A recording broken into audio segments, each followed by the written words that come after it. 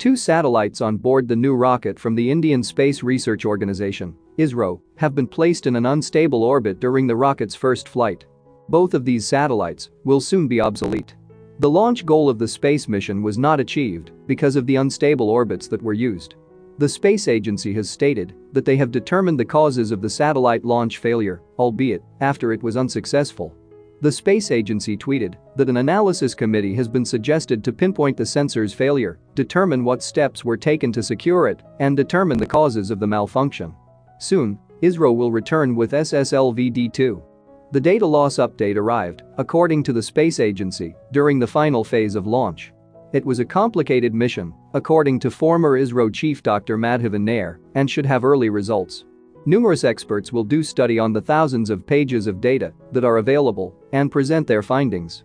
He said that the path had deviated slightly during the final stage of launch. During the separation, there can be some disagreement. A tiny rocket called SSLV. It is intended to launch tiny satellites into orbit. Even small satellites had to be sent into space using large rockets up until this point. The satellite launch was delayed as a result, and it was also expensive. With the aid of SSLV, ISRO will be able to launch tiny satellites into orbit more quickly and affordably. With its assistance, a satellite may be launched into orbit in just 72 hours as opposed to the 2 months required by huge rockets like PSLV. ISRO will launch tiny, micro, and nano satellites with SSLV that weigh between 10 and 500 kilograms. A 3-stage rocket is the SSLV. In each stage, solid fuel has been used.